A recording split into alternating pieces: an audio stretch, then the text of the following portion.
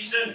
Her name's Minnie, Scouse. Not even lying. Minnie fucking Scouse. It's my mate, he's a dwarf. Nah, she's amazing. Give her out of applause for Minnie Scouse, everyone!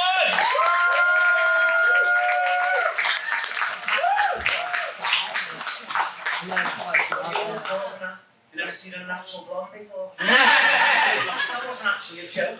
Right, so we're gonna put me back down here. Where's that one with the vintage shop? Don't even fucking think of that. I'm actually on my hen night tonight. Wait. This isn't even on, is it? That's such a big fucking voice though.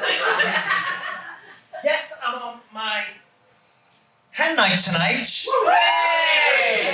But I got separated from the rest of the girls and I thought, you know what, Minnie?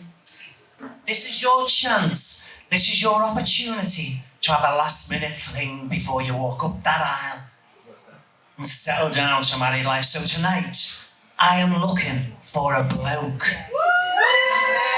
Oh, I love saying that. I love seeing every single straight man in the audience squirm or fuck. Don't look at me.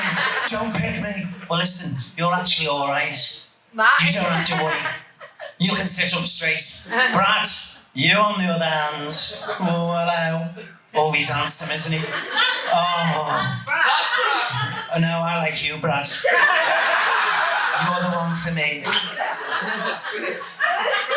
Yes, so I've met a man, haven't I? Yes, and I met him in the real world. None of this swiping left or right shite.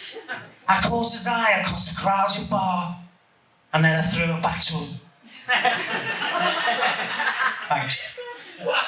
He gave me a smile. I thought, don't look too eager, just give him a half smile back. Then he gave me a wink, and I thought, still play hard to get, Minnie. A little bit of cat and mouse, a little bit of tease. And he's coming over because he's never seen such tongue action, has he? But to be honest, I was just looking for the straw in my drink. But it was the best tub job I've ever given. And I'm hoping for a white wedding. Yes, I'm down on my knees every day praying for snow. Because this is not my first marriage now. I've been married before. My first husband, he had the body of a god. Buddha. The greedy fat fuck. 30 stone he was, face like the back end of a cat. Now, I'm not saying he was the ugliest man in the world, but he looked a lot like him. And he had the cheek to divorce me. You see, the problem was, for some unknown reason, I just couldn't get pregnant. I couldn't.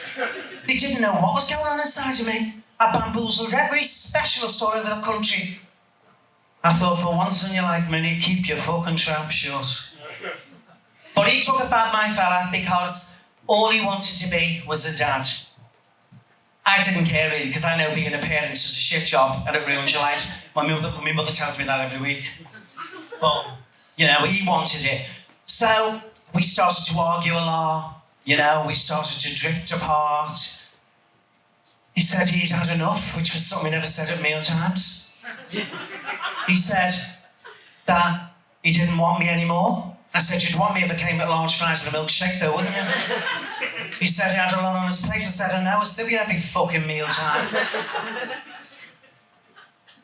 He said, I'm thinking you're a bit hostile.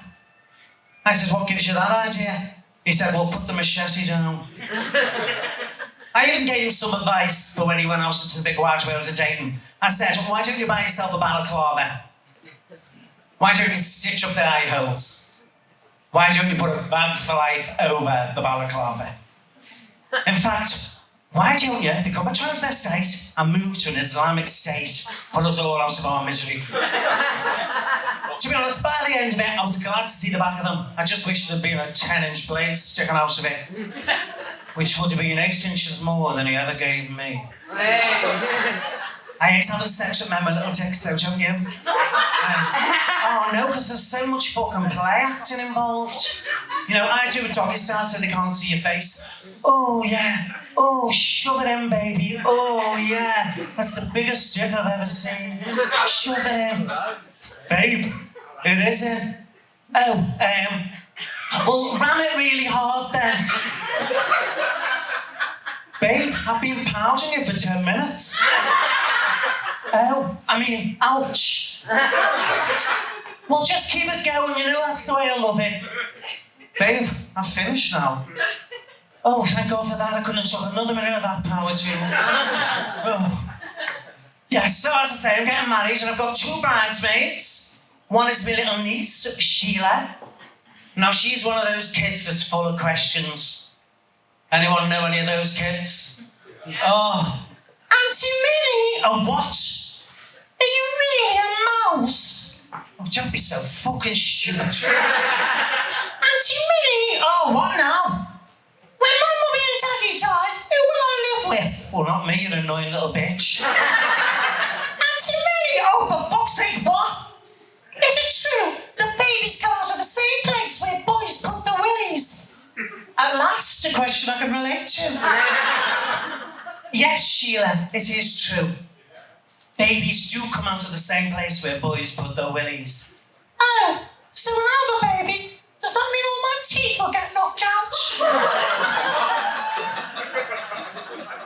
I actually blame the parents. I do, you know, they've got no control over themselves, you know, how are they going to control the kids? I'm at war with my neighbour at the minute.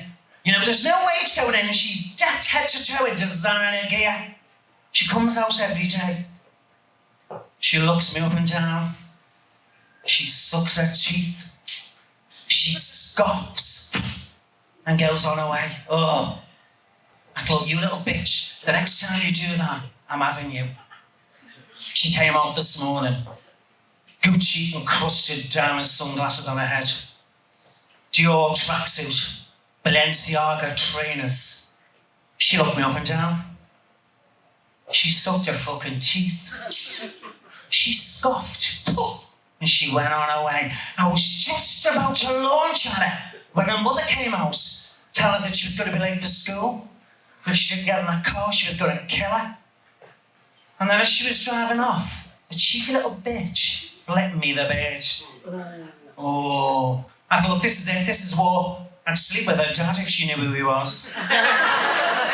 But I just had to put some bleach in a water pistol. Bye-bye, Balenciaga.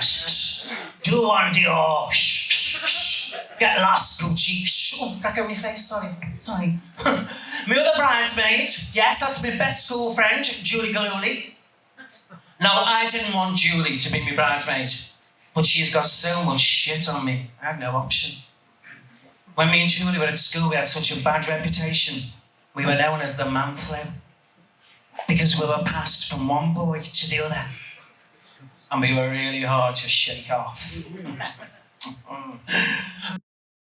Julie, right, we used to get our saveaways and we used to go around to all the parks because all me and Julie wanted was for someone to interfere with us. Oh, I know, it's shocking that, isn't it? You know, and I don't want to take anything away from the poor victims of these monsters, or those poor rich victims of Michael Jackson. But that's all me and Julie wanted, was for someone to flash at us. And one day, we seen one. He was in the corner of the park, next to a privet bush, diddling with himself under his Macintosh. Well, me and Julie were so eager to get over there, we nearly knocked him off his walking frame. Yeah, he was that old. He said, little girls, would you like to see some puppies? Julie said, oh yes, please, that'd be absolutely lovely. But could you show me your dick first? He said, I'll tell you what, I'll go one better. I'll give you 50 pence if you play with me, Willie. So Julie rolled up her sleeves, rolled her eyes, took her teeth out top and bottom. That is why she was so popular. She said, oh, go on then, have a must. I said, hold on a minute, mate. What do you think we are? Do you think we can be bought for 50 pence? You're going to have to make it £1, but we're not taking our gloves off. Listen, don't judge me. We were kids, and 70 pence was a lot of money back then. Yeah, he bartered me down. Bastard. Hey, do you know what? I just realised. I never did get to see those fucking puppies. Thanks, folks. You've been brilliant. Thank you.